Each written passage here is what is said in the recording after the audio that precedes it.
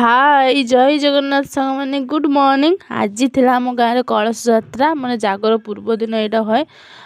आम चलु कलश बुड़िया को फास्ट गलु मंदिर मंदिर पहुँची गलु तापर सांग होई बाहर कलश बुड़िया को नदी को देखो।